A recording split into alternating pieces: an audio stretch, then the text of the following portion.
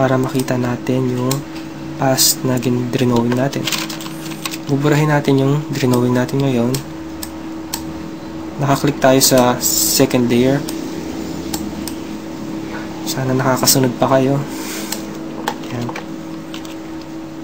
I-overlap natin. Gagalawin lang natin pa konti-konti. Mag-drawing ulit tayo ng paa na hindi sa kamukha nung una natin ginawa sa frame 1. Gumagalaw na kasi siya. Ang paa niya.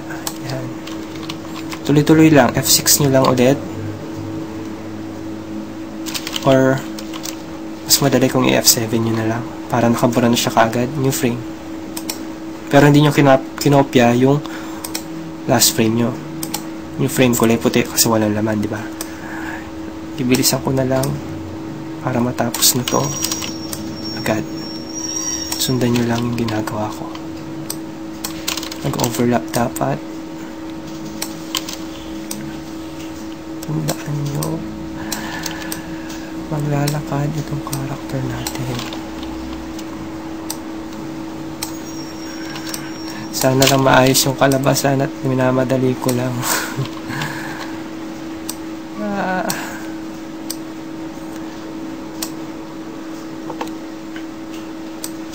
So, bali ang purpose kung bakit marami tayong drawing na ginagawa kasi para mapuno yung 12 frames. Para isang segundo bago siya makahakbang. Diba? 12 frames per second yung ginawa natin. Yun. So, dahan-dahan siyang hahakbang.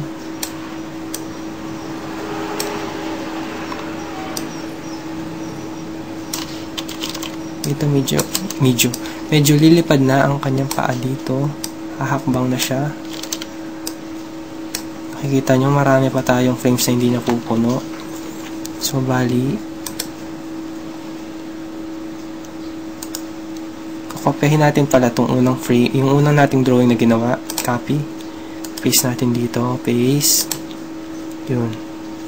Para makikita natin kung saan magla-landing yung ating huling ginawa. Dito yan. Tapat natin yung onion skin doon. Dito. Yan. Nakikita nyo. Dapat dito tatama ang last frame natin.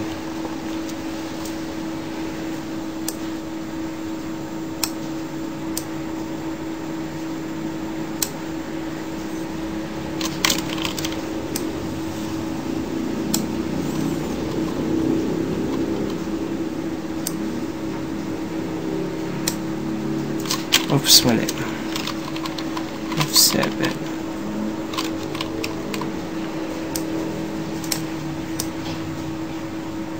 Yun. Yan. Tingnan natin ngayon. I-play natin, Control Enter. Kung ano nangyari. Yun. Napapansin nyo ba? Naglalakad na siya ngayon. Medyo nag-i-stop lang doon kasi napansin ko din pare-parehas yung mga huling frame natin. Walang pagbabago, diba? So, bali yung gagawin natin, delete na lang natin ang mga magkakaparehas na frame. Remove. Pero mabilis siya. Hindi siya 1 sec. Hindi siya 12 frames. So, medyo mabilis yung paglalakad niya ngayon. O, diba? Cute niya na, diba? So, gagawin natin ngayon,